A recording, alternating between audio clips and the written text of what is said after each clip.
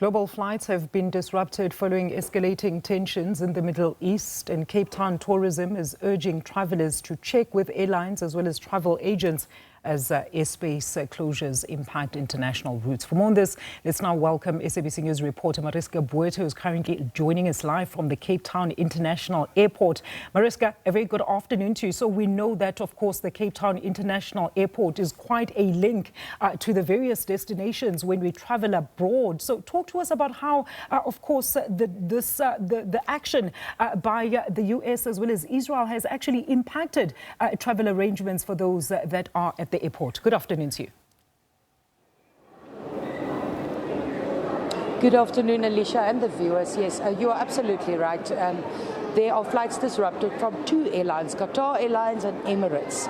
And those flights were destined for Doha, and the other one, slipped my mind, Dubai is the other one that's been cancelled. And we found a few people that told us, one person said that they have to travel back to Doha to go work, and she's very, very worried and concerned because her friends are there that she works with, and they keep on sending her messages and sending videos even of what the situation is like there for them, and the picture they paint is not a good one. So for her, this is a major crisis because she cannot fly out. The other people we spoke to, the destinations they were flying to that were cancelled by Emirates and Qatar Airlines were transit spots for them, where they would be going to countries like Germany and France. So it's actually quite peaceful and calm here at the Cape Town International Airport.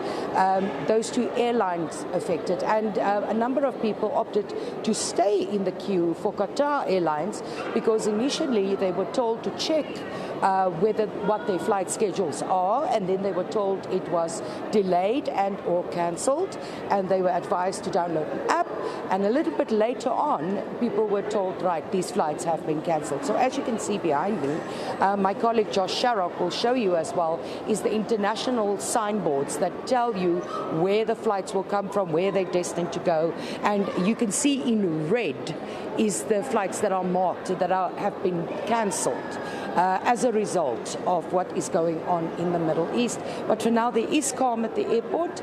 A number of the people said, well, they will try to make alternative plans. They have the means to do so. But the young woman we spoke to is supposed to travel to Doha, has to return home. She is from Cape Town and her family is with her, and she will just have to wait it out and see if she can return to her place of duty in the Middle East. How is the airport, of course, as well as the affected airlines, assisting those that have had their travel plans, of course, heavily impacted by these delays? Well, the problem is we went with this young lady who tried to find out what is going on. There is no office for Qatar Airlines at Cape Town International Airport. She was given a landline number to call, and she did it in front of us and nobody picked up. So that is a problem, and she actually told us that they were advised to download an app that will give them more detail, and on the app, she showed us on the app, it just said cancelled with no further instruction or information as to whether or not those flights will be resumed later or not.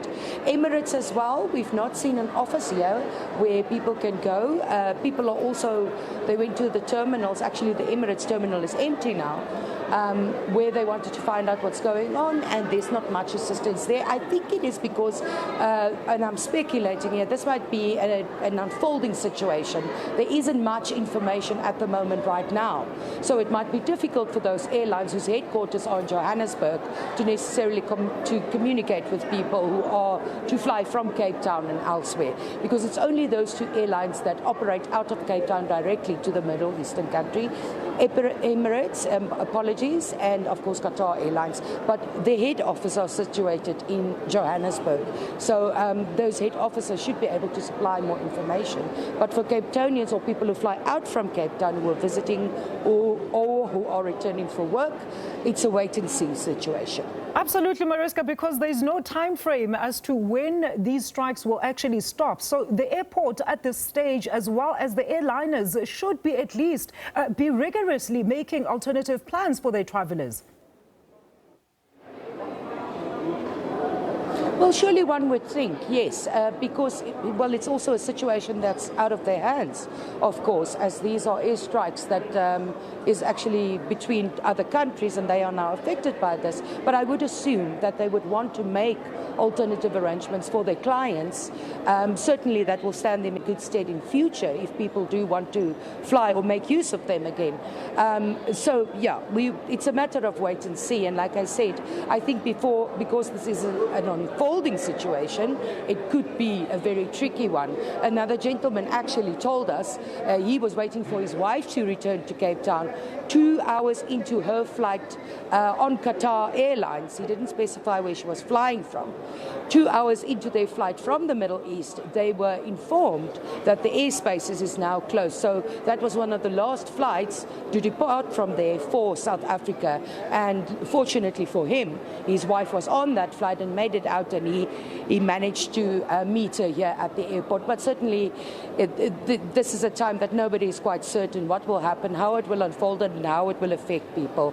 But we'll certainly keep an eye on the story. Absolutely. Thank you so much for that update. SABC News reporter Mariska Boyd alongside Josh Sherrock, video journalist there. And of course, they were joining us live from the Cape Town International Airport, where we understand now flights are either being cancelled or delayed due to the US-Israel attack on Iran. We're going to